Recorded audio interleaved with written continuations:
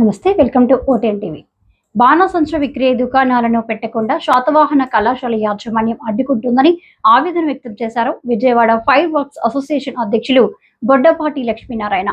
గత మార్చి నెలలోనే 5 లక్షల నగదు చెల్లించడమే కాకుండా హైకోర్టు అనుమతులు కూడా ఉన్నాయని తెలిపినప్పటికీ కొందరు వ్యక్తులు వచ్చి నిర్మించిన దుకాణాలను కూల్చివేయడం హేయమన్నారు.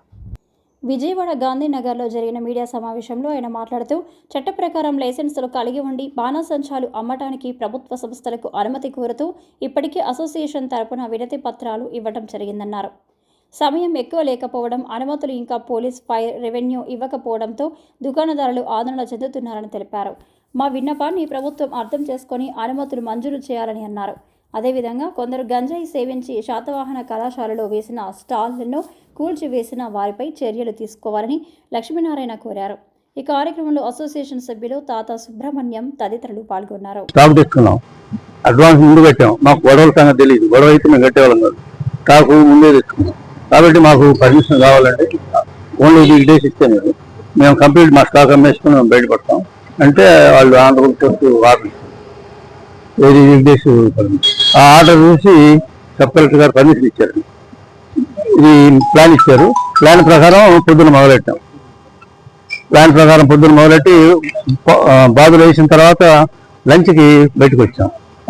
వేసిన బాధలన్నీ పీకేశారు. వాళ్ళు పీకేసి 2 ట్రాక్టర్లు వేసి ట్రాక్టర్ ఎవరో వాళ్ళైతే ఎగ్జాక్ట్లీ మాకు తెలియదు. ఎవరో తెలియదు. మీరు ఎవరంటే వాళ్ళు చెప్పలేదు. తాగి ఉన్నారు కొంతమంది. అది జరిగింది.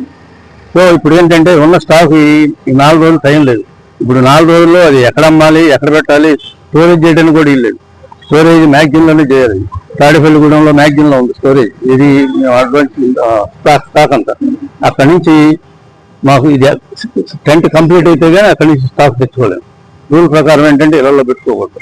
కాబట్టి దాని ప్రకారం ఏంటంటే ఇప్పుడు మాకు ఇమీడియట్గా ఆర్డర్ ఇస్తే కానీ స్టాల్ వేస్తే కానీ మేము స్టాక్ తెచ్చుకోలేము. సో 4 రోజులే టైం ఉంది కాబట్టి మాకు as early as possible arrange చేయడం వచ్చారు. సిపి గారికి వీళ్ళకి అందరికి ఇచ్చాం సార్.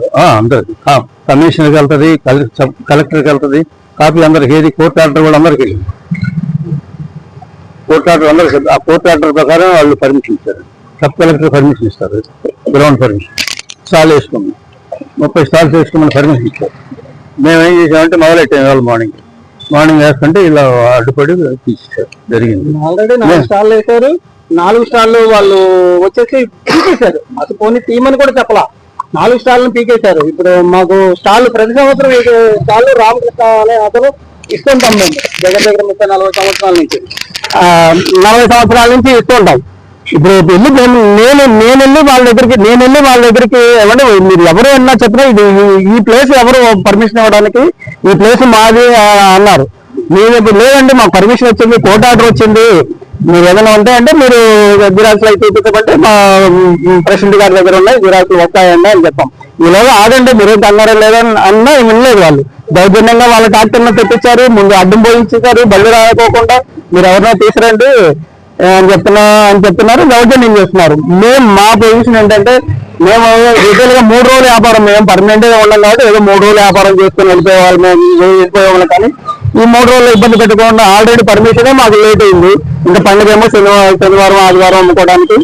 మేము ఈ మీడియా పరంగా ప్రభుత్వాన్ని కానీ కోరేది ఏంటంటే ఆ సూర్యారావుపేట ఆ ఏరియా సిఐ గారి గారిని మేము మాకు సెక్యూరిటీ కల్పించండి దయచేసి. పోలీస్ కమిషనర్ గారిని కూడా కోరుకున్నాం. చేతులెత్తి దండం పెట్టి వేడుకుంటున్నాం.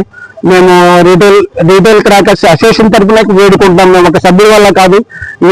ఈ పర్మిషన్ ఇస్తే కొన్ని 100 కుటుంబాలు బతుకుతాయి, పనులు బతుకుతారు, అందరూ బతుకుతున్నారు సార్. దీపావళి క్రాకర్స్ అనేది డిస్పోజ్ అవుతుంటేనే మనకు మంచిది. ఎప్పుడు కూడబెట్టుకోకూడదు. అటు తయారు చేసే వాళ్ళకు బాగుంటుంది, ఇటు ప్రజలకు కూడా బాగుంటుందండి. దీపావళి వ్యాపారం అనేది హిందూ మతానికి సంబంధించింది.